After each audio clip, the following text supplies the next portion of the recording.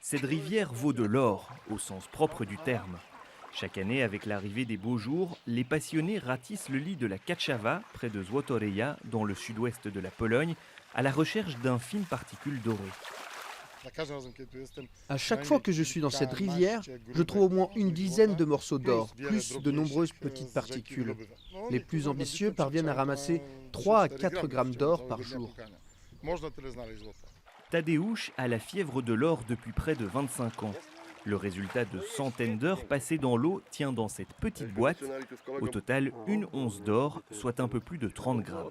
Je voulais donner cet or à ma fille pour qu'elle en fasse des alliances pour son mariage, mais elle n'a pas voulu. Alors je fais juste une collection. Je ne suis pas riche, mais heureux de posséder de l'or que j'ai trouvé moi-même. La ruée vers l'or à Złotoryja a commencé au XIIe siècle. À l'époque, il se dit que les mineurs parvenaient à extraire plus de 50 kg d'or par an. Initialement, la ville avait été baptisée Aurum, qui veut dire or en latin.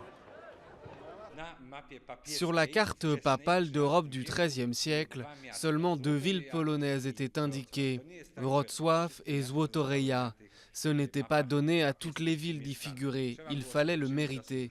Les réserves d'or facilement exploitables à Złotoryja se sont épuisées dès le milieu du XIVe siècle et l'exploitation industrielle de nos jours est jugée non rentable. Les mines sont devenues des attractions touristiques, mais l'or, lui, est toujours là.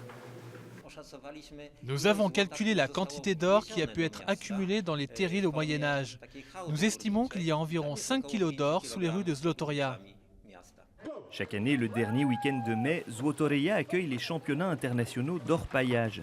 La règle, trouver le plus vite possible les morceaux d'or contenus dans un seau rempli de sable, un exploit que l'actuel détenteur du record a réalisé en 52 secondes.